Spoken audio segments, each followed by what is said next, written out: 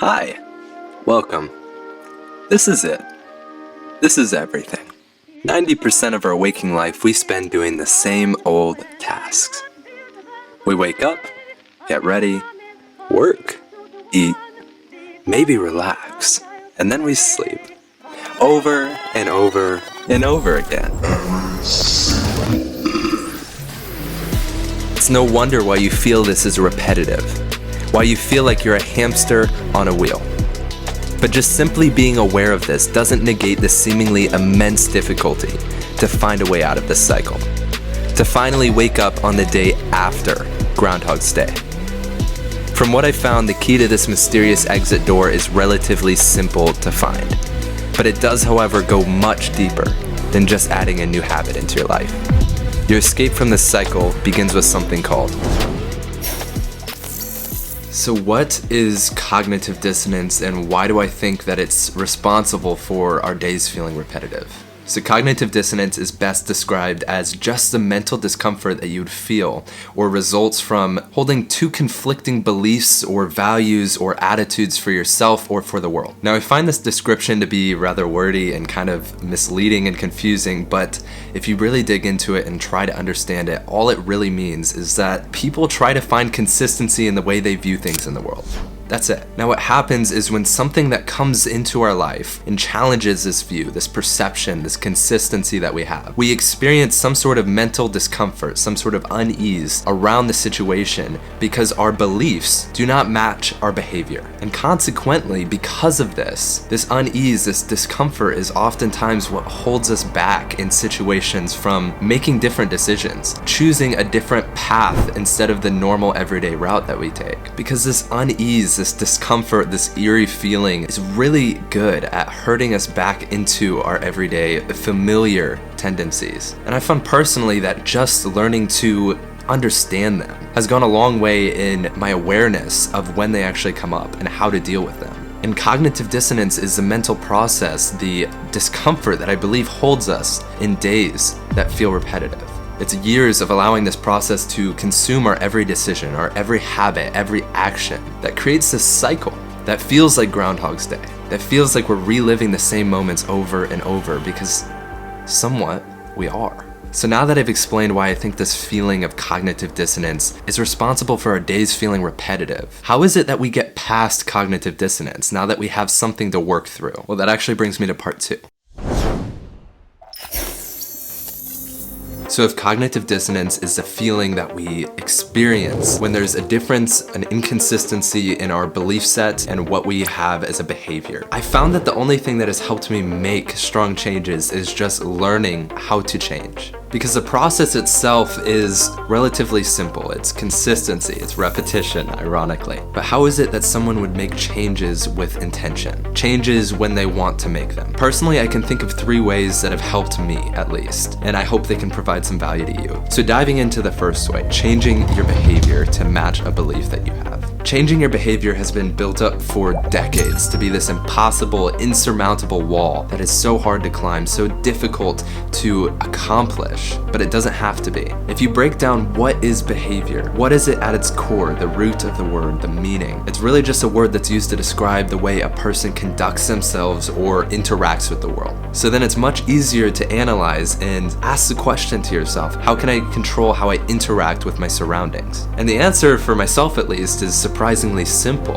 Every action that I take, that I pursue in the world, is based off of a decision that I came to in the moment. If you think about it, every single day, all it is just a series of decisions, micro decisions that you make, that dictate how much progress that you will make in any specific direction that you decide to pursue.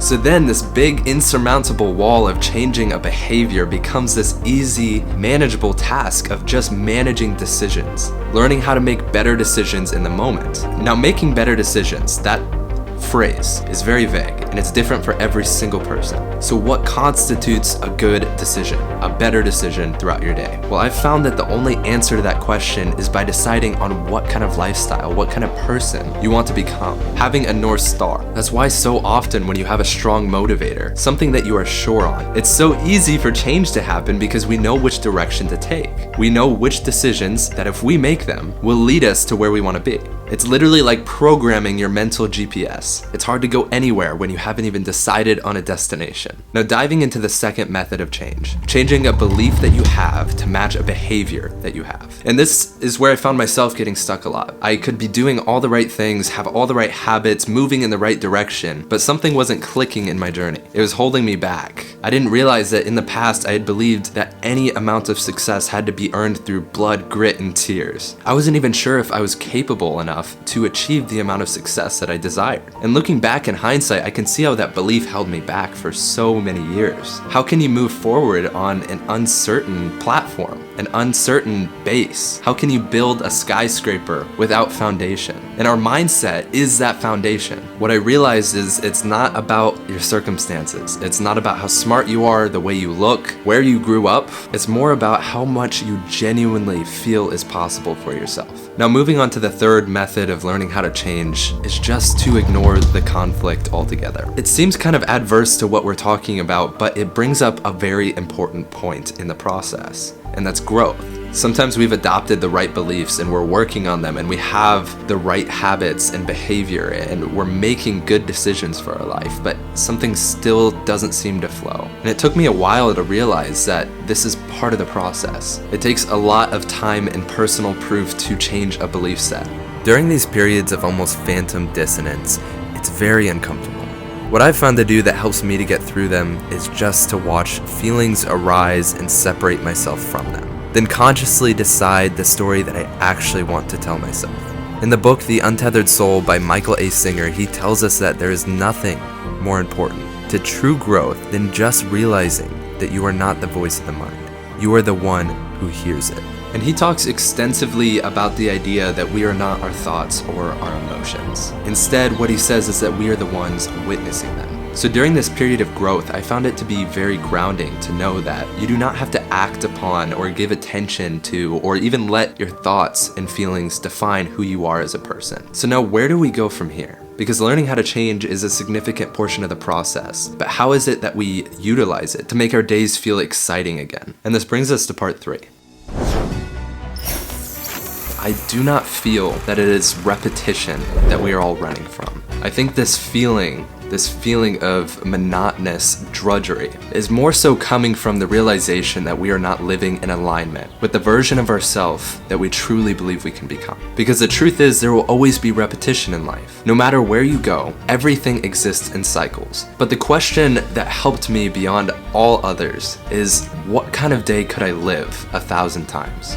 1,000,000 times? What kind of lifestyle could I live over and over and still absolutely love it? I think that our negative feelings that we experience on a day-to-day basis, a monthly basis, just throughout life, could be viewed as teachers. Not something to run away from, but something to question, something to extract value from. And I've found when I've switched my perspective to view it this way, that I've become much more grateful for the periods of my life that feel boring, that feel monotonous, that feel endlessly cyclical, because they've sparked a change that I wouldn't have come to otherwise.